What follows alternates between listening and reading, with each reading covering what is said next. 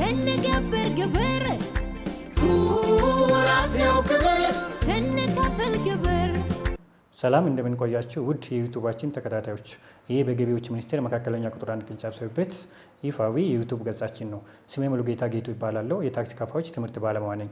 ዛሬ አዲስ መረጃ ወይም ደግሞ አጭር መረጃ ይዤ ቀርብ ያለው እስከ መጨረሻ እንድትከታተሉ።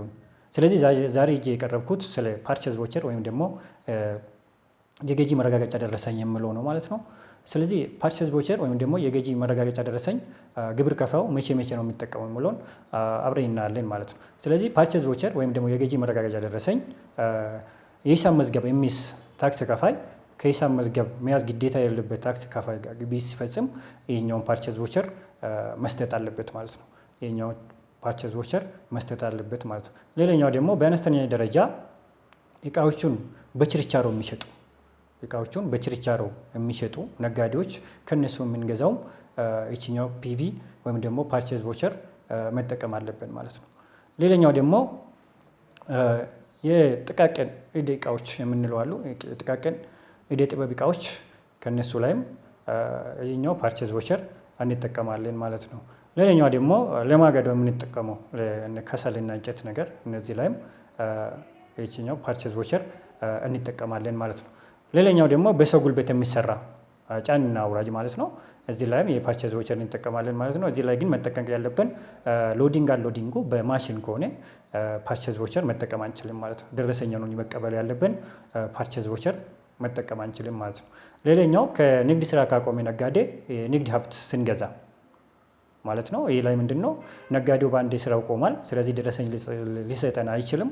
ስለዚህ እኛ ራሳችን ፒቪ ወይም ደግሞ ፐርቼዝ ቮቸር አሳትመን መጠቀም አለብን ማለት ነው፣ መስጠት አለብን ማለት ነው። ሌላ ደግሞ ቱሪስቶችን የሚመሩና ለማጓጓዣ የሚጠቀሙት የእንስሳ ክራይ እነዚህ ላይም ፐርቼዝ ቮቸር መጠቀም እንችላለን ማለት ነው። ሌላኛው ለኮንስትራክሽን የሚውሉ ግብዓቶች እነ ድንጋይ፣ አሸዋ፣ ኖራ እና እንጨት የመሳሰሉትን አቅራቢዎች ከነሱ የምንገዛውም ስንገዛ ይሄኛው ፐርቼዝ ቮቸር መጠቀም አለብን ማለት ነው። ሌላኛው የትራንስፖርት ተሽከርካሪ ክራይ ስንፈጽምም ይህን ፐርቼዝ ቮቸር መጠቀም እንችላለን ማለት ነው። ስለዚህ እነዚህ ሁሉም በታክስ ደረሰኙ 149/2011 ላይ ወጣለ ስፔሲፊካሊ አንቀጽ 12 ላይ ያስቀምጣል ማለት ነው። ግን መጨረሻ ላይ በፍቃድ ሰጪ ተቋማት ፍቃድ ወስዶ በአነስተኛ ደረጃ የማመርቱት አምራቾች ከነሱ የምንገዛው የትኛውም እቃ ላይ ፐርቼዝ ቮቸር መጠቀም እንደማንችል ያስቀምጣል ማለት ነው። ስለዚህ ከነሱ ላይ ግብይት ስንፈጽም ደረሰኙ መቀበል ያለብን እንጂ ፐርቼዝ ቮቸር ወይም ደግሞ የገዢ መረጋገጫ ደረሰኝ መስጠት አንችልም ማለት ነው።